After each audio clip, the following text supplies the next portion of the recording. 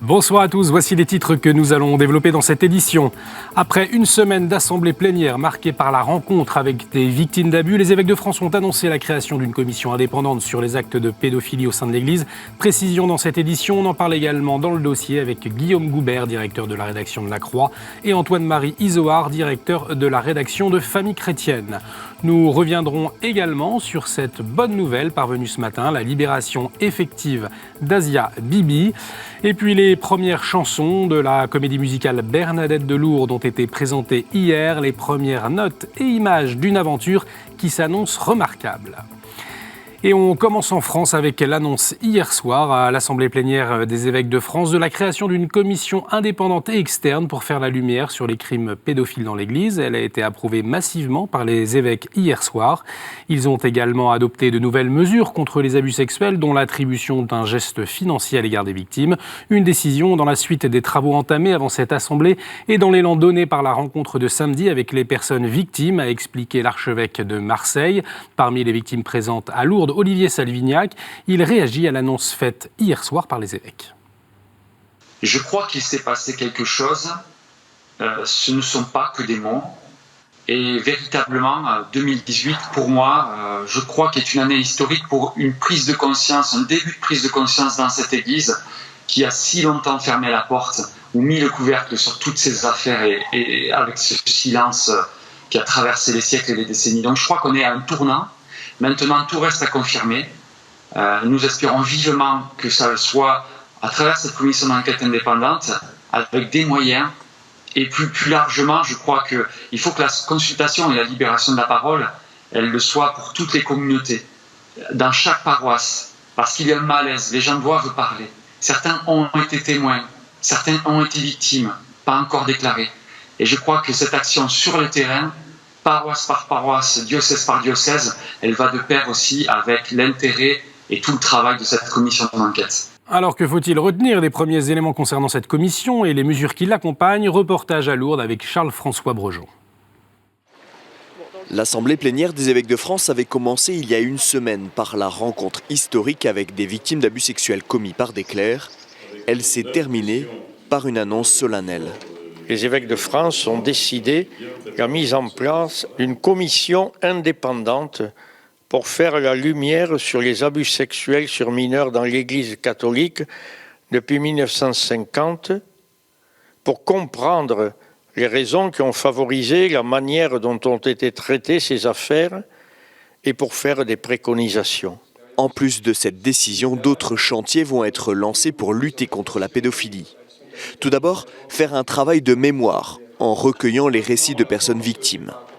Éditer régulièrement un rapport précis sur l'état de la lutte contre la pédophilie, accentuer le travail de prévention, accompagner les prêtres fautifs et dernier point, faire un geste financier aux victimes qui n'est pas une indemnisation en tant que telle, mais plus un acte symbolique de reconnaissance du mal commis. Si on doit faire ce geste vis-à-vis de personnes qui sont victimes et qui dont les faits sont prescrits, eh bien, il est normal que nous fassions cela. Nous dégagerons le budget. Nous avons commencé à réfléchir à manière d'alimenter ce qui sera sans doute la création d'un fonds pour financer l'ensemble de ces mesures. C'est-à-dire que c'est un fonds qui financera aussi bien l'aspect mémoriel, l'aspect de prévention, l'aspect de ce geste financier. Les évêques de France ont aussi souligné vouloir regarder cette question des abus sexuels en face et prendre leurs responsabilités, quel que soit l'investissement nécessaire. C'est lourd cette affaire. Comme évêque, moi j'ai plusieurs situations difficiles, et ça reste lourd. Vous savez, moi je ne pars pas d'ici en me disant que ça va être facile maintenant qu'on a proposé. Il va falloir mettre tout ça en place. Et c'est du boulot, c'est du travail, mais c'est important. Mais il faut qu'on l'assume et la regarder en face. C'est notre devoir, on le fait. Tout ce travail se fera en collaboration avec des personnes victimes et des personnalités de la société civile. Alors ce matin, dans le discours de clôture de l'Assemblée plénière des évêques, Monseigneur Ponty est largement revenu sur la création de cette commission, mais aussi sur le reste des travaux effectués lors de l'Assemblée plénière, notamment sur les jeunes, en invitant à repenser les méthodes d'accueil et de travail avec eux. Autre sujet, la formation des prêtres, l'avenir de l'Europe ou encore la révision des statuts de l'enseignement catholique. L'intégralité du discours de clôture à revoir sur notre site internet. À noter également les nominations faites lors de cette Assemblée plénière. Le père Thierry Magnin, prêtre du diocèse de Saint-Étienne, actuellement recteur de l'Université catholique de Lyon, a été élu secrétaire général de la Conférence des évêques de France. Il prendra ses fonctions le 1er juillet prochain. L'Assemblée plénière a élu également M. Philippe Delorme, actuellement directeur diocésain de l'enseignement catholique de Créteil, secrétaire général de l'enseignement catholique. Il prendra ses fonctions le 1er septembre 2019. Toujours en France, le rapport sur l'état de la pauvreté dans le pays a été publié ce matin par le Secours catholique. Un rapport en 2 parties. La première dresse les types de profils de personnes rencontrés par l'association en 2017. On y apprend que les femmes sont toujours plus fragiles que les hommes. Elles représentent près de 57% des personnes rencontrées. Parmi elles, 40% n'ont pas la nationalité française et la plupart de ces femmes sont des mères isolées. Concernant les besoins exprimés, on remarque que c'est l'écoute, le conseil et l'accueil qui sont les plus importants. Vient ensuite l'alimentation, avant les loyers et les factures d'énergie et d'eau. Un autre constat étonnant, un tiers de ces personnes ne bénéficient pas des aides auxquelles elles ont droit. On écoute Bernard Thibault, secrétaire général du Secours catholique.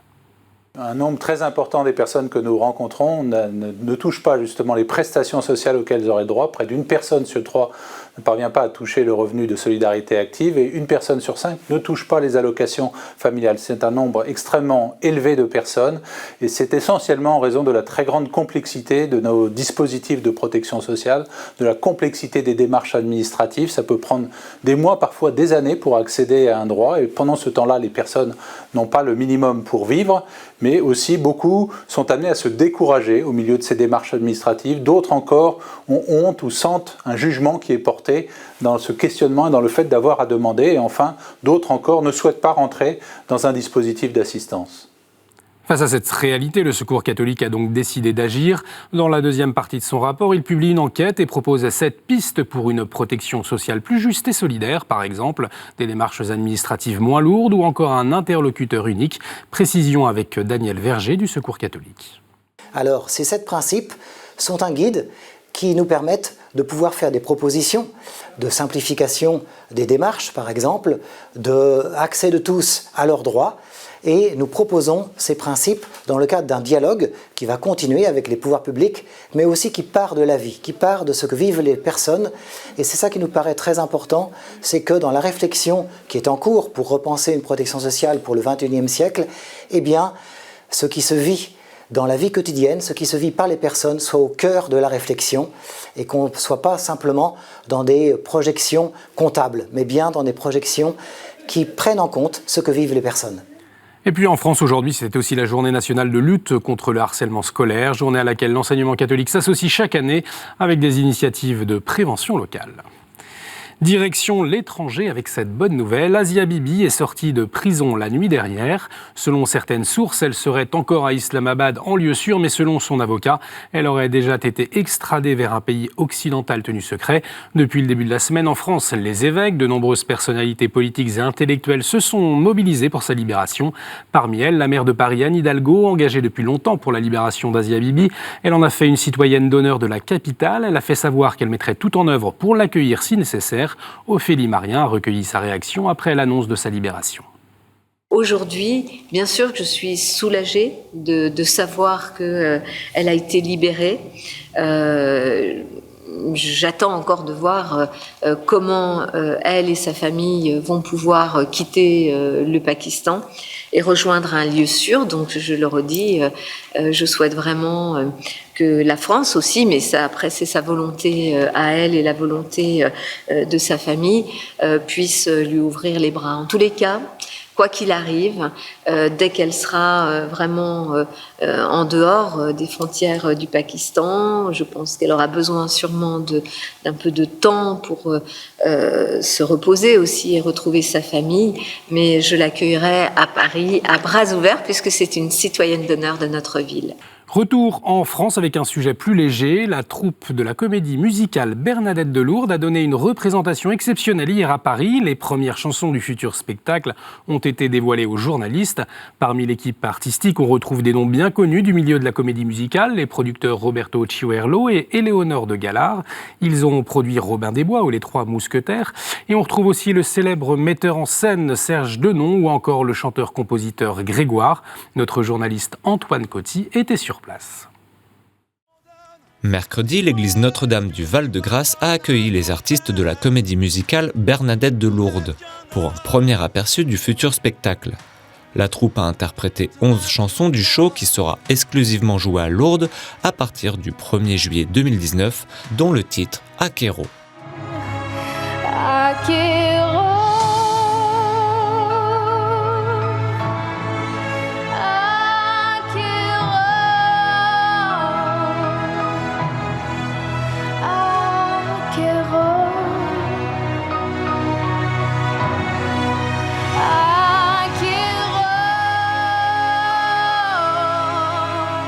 Le spectacle raconte en chanson et sur scène la première partie de la vie de Bernadette Soubirous, jeune fille qui a vécu 18 apparitions de la Vierge Marie au cours de l'année 1858. La grotte que les gens vont voir et découvrir, pour certains, sur scène, c'est celle telle qu'elle était il y a 160 ans, au jour des premières apparitions. En fait, notre histoire commence à la première apparition, au tout début, jusqu'à la dernière apparition, avant son départ pour Nevers. Emma Charen, jeune prodige de 16 ans repérée dans l'émission The Voice Kids en 2015, interprétera la jeune Bernadette. Ce qui m'a marqué dans la vie de Bernadette Soubirous, c'est la relation déjà qu'elle a avec sa famille. Donc elle est assez proche de son père. Moi je suis beaucoup avec chaque membre de ma famille. Et puis c'est une fille de mon âge, donc on se retrouve en elle en tout cas. L'album de la comédie musicale sortira le 11 février 2019. La billetterie pour les premières représentations à Lourdes est quant à elle déjà ouverte. Madame, vous qui entendez les prières des pauvres pécheurs sur la terre, vous notre sœur, vous notre mère, remplissez-nous de la lumière. Et vous pouvez d'ores et déjà acheter vos places pour ce concert dont KTO est partenaire en vous rendant sur le site www.bernadettedelourdes.fr. Il y a quelques heures, le diocèse aux armées a rendu hommage aux 30 000 prêtres et religieux morts pendant la Grande Guerre, en ravivant la flamme du soldat inconnu sous l'Arc de Triomphe.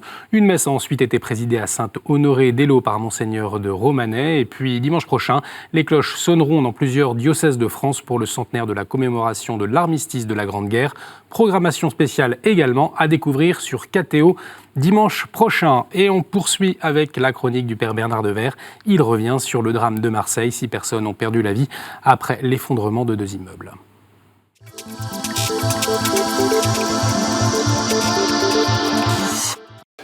Drame d'un effondrement, d'un habitat insalubre. Depuis des années déjà, en fait, la situation était connue. Et ça touche, comme toujours, ça touche en fait les populations les plus pauvres, les plus vulnérables. Alors on entend gronder la colère, et c'est une juste colère. C'est une deuxième mort aussi, en fait, qu'il y a chaque année des morts annoncées avec les morts de la rue. Et ces hommes et ces femmes, parfois ces enfants, en fait, ne risquent pas d'effondrement, puisqu'en fait, ils sont sur un trottoir. Mais la société devrait être effondrée devant le sort qui leur a réservé. Une honte, c'est la nôtre. Il y a aussi une troisième mort avec ce mal logement. C'est celui de ces personnes qui vivent, trop nombreuses, dans des quartiers anxiogènes. Ils ont le sentiment d'être rejetés, oubliés. N'a-t-on pas parlé à un moment, en fait, de cage à lapins, de ces façades lépreuses, de ces façades qui, finalement, derrière lesquelles il y a des vies difficiles. Mais bon sang, le logement est fait de fenêtres, et lorsqu'on ouvre ces fenêtres, finalement, alors que de regards tristes pour dire, finalement, mais je suis à part. Non, il nous faut, précisément, faire changer. Ce drame n'est pas supportable. Alors, avec la vie qui disparaît, ici à Marseille, mais il y a tant et tant de drames. Finalement, quand est-ce qu'on va un petit peu prendre en compte le fait que le logement, l'habitat, c'est un écrin, et un écrin qui protège, un écrin qui rappelle que la vie est sacrée. Prendre en compte cette dimension-là, c'est sans doute alors au cœur de l'urbanisme, s'inscrire dans des perspectives nouvelles. Oui, rejoignons des propositions à partir desquelles finalement il y a la possibilité de ne point désespérer de la société. Là, c'est notre engagement. Cet engagement, partageons-le ensemble pour dire non à ce qui abîme l'homme. Merci Père Devers. Tout de suite, c'est la revue de presse.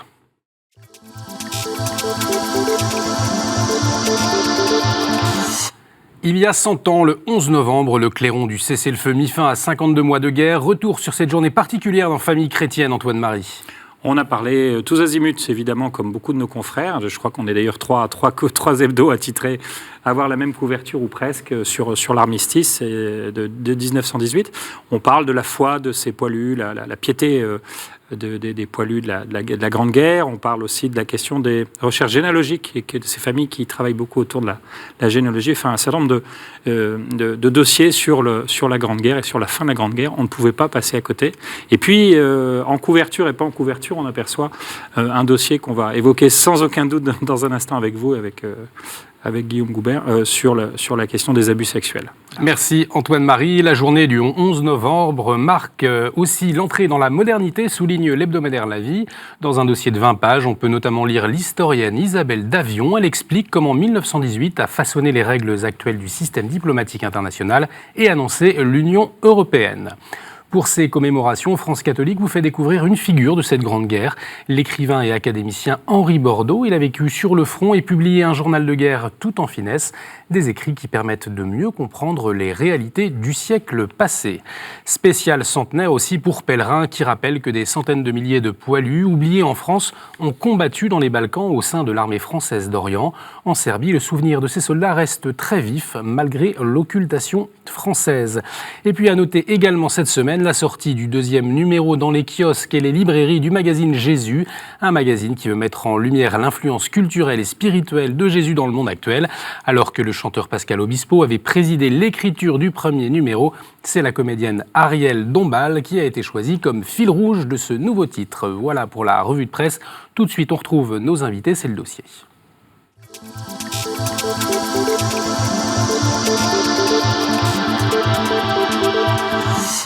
Guillaume Goubert, bonsoir. Bonsoir. Antoine Marie-Zoard, bonsoir. Alors, nous allons revenir bien sûr sur la commission externe et indépendante voulue par l'Église pour faire la lumière sur la pédophilie dans l'Église depuis les années 50.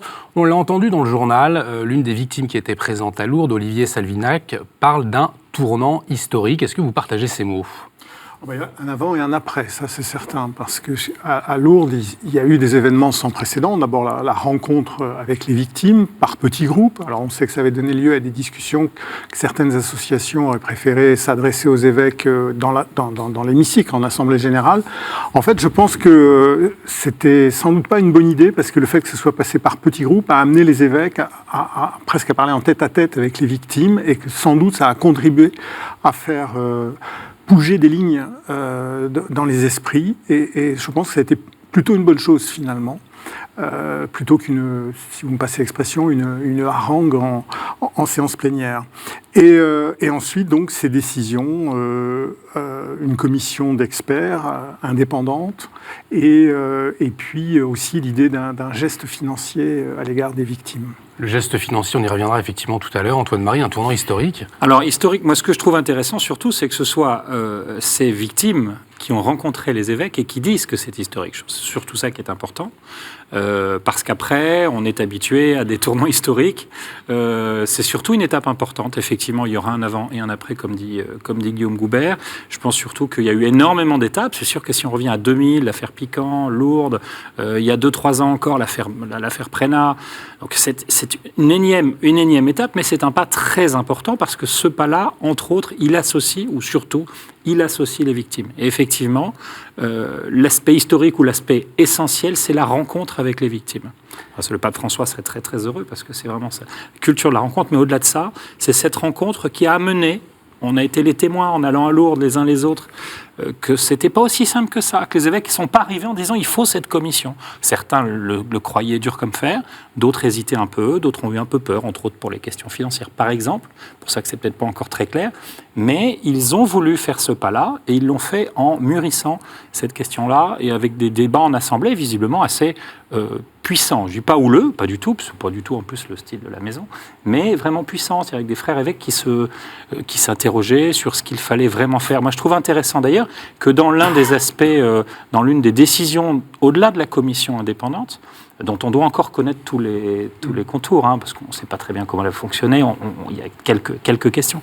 Mais pour terminer là-dessus, ce que je trouve intéressant, qu'il y a aussi la question de la mémoire et du passé. C'est-à-dire que là, on comprend que les évêques ont voulu aussi mieux comprendre le récit des victimes. Et donc, ça veut dire que cette rencontre, au début de l'Assemblée plénière de Lourdes, était essentielle. On se souvient du rejet de la commission parlementaire, hein, il y a plusieurs jours, sur les abus dans l'Église. Est-ce que vous pensez que les évêques ont été contraints, finalement, à créer cette commission, Guillaume ?